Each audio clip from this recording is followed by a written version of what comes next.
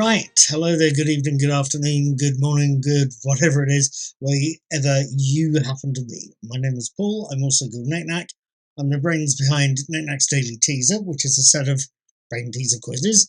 I do movie reviews as when and if I get the chance to watch one. I really should sit down and watch one soon.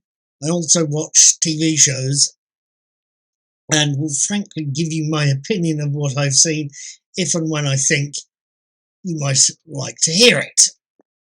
Just recently, I've been watching For All Mankind, a few months back now.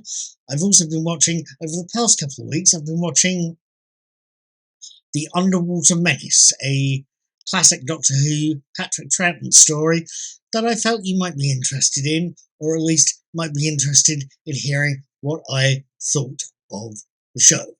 Last night was Sunday the 25th of February. That's when I saw episode 4. This is what I thought. Episode 4 of The Underwater Menace opens with last week's cliffhanger, showing us Professor Zaroff, Joseph First, crowing with glee and rushing hurriedly back to his lab. Bare seconds later, we see the Doctor and Ben, Patrick Troughton and Michael Craze, enter the throne room and find the seriously injured King Thaus, Noel Johnson, lying on the floor. Deciding the king needs help, sees the pair decide to go and get the king to safety in the Temple of Amdo, where they meet Ara, Jacko and Sean, Catherine Howe, Paul Annell and P.G. Stevens, and letting them know the bad news, that the only way to stop Zaroff's plan and to save Thaus and get the Atlanteans out of trouble was to flood Atlantis. Aura and her friends need to get the Atlanteans and Thaus out of the area and tell Jamie and Polly, Fraser Hines and Annika Wells that they need to get the hell out of town as well. Whilst the Doctor and Ben head for the generator room to kickstart the flood. Things are going to get wet. Now, what did I make of this last episode of The Underwater Menace? And the series it was a climax to. It's got to be said, I don't know how impressed I am with episode 4. It does seem a little,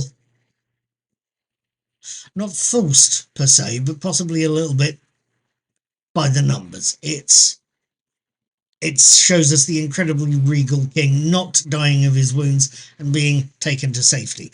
It sees the incredibly sane Colin Jeavons character, Damon, the sane scientist. It sees him helping his king understand that a new Atlantis should be a rational city and not prey to the goddess Amdo. It should be built on science. And it sees the incredibly evil Zaroff getting a suitably nasty comeuppance, drowned in his own lab and being ignored by his pet octopus that swims off to freedom. Quiet. At any rate, this climactic episode is a fairly by-the-numbers episode and a fairly by-the-numbers climax to a reasonably entertaining but by-the-numbers story.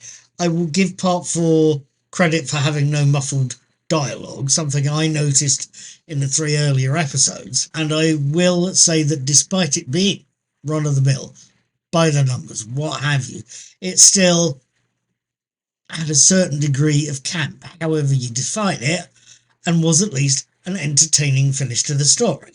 It's something I think we can say about the whole series.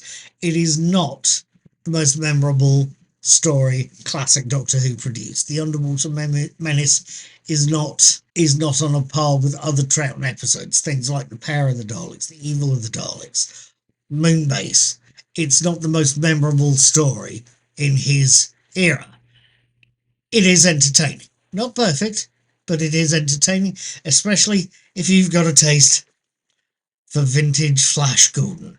Trust me, if you do, you're going to like this story.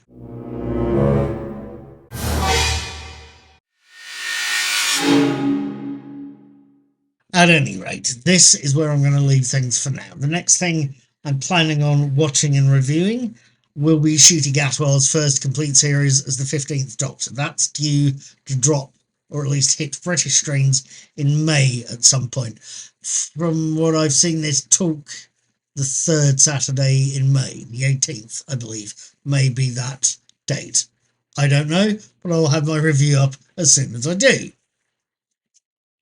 I've also penciled in watching and reviewing the last series of Star Trek Discovery. That's due to hit screens in April, although I don't know if I'll be watching it soon afterwards. I'll be trying to juggle my dates with doing various other things I have to do.